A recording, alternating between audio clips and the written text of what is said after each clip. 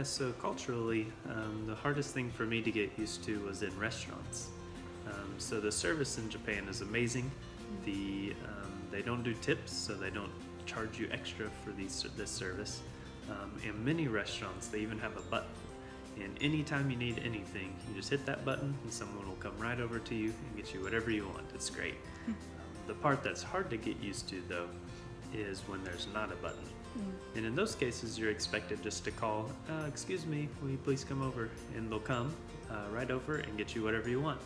And so that's a pretty good system. But the problem is, in America, that would be very rude, you know, to yell at the waiter or waitress, hey, come over here, can you get me some more water? Would mean like, you know, they're not doing their job, they're not doing it fast enough.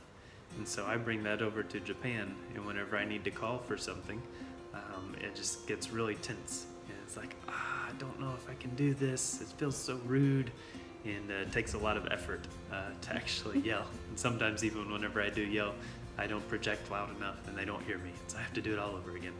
So that's been hard for me, even after 2 years. Now, something that's been hard for me is souvenirs. It's not done at all like America. It's a big deal.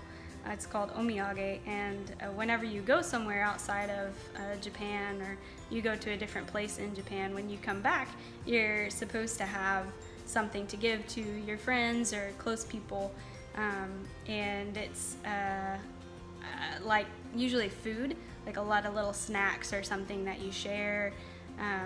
And I think that was kind of hard for me to get used to. Not necessarily the receiving part, but like, what do I give and who do I give it to? And I didn't quite understand all the rules, and I maybe still don't understand all the rules. And so that one was kind of hard to get used to, a little strange still for me. And another one would be grocery stores.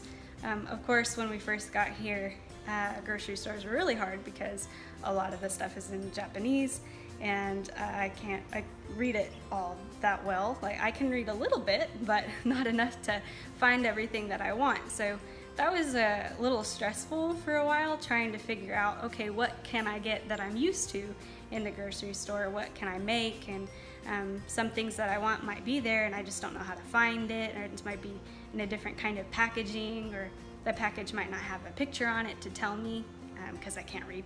So that was a little stressful, and it was challenging to get used to as well. But perhaps the hardest thing to get used to wasn't from the culture, it was just from the change in our job. You know, we both came from a very task-focused workplace, with me doing programming, and you know, I may have a task that's make a button, and I make the button, it works, all right, finish that task, moving on to the next one. And Michelle doing library work, you know, my task is to shelve the books. I shelved the books, did it, great. But here, doing ministry work, working with people, yeah, that's just a big shift in mindset, and just encouraging, serving, building up, and also being encouraged, served, and built up by others. Yeah, it was a really hard one for us to get used to.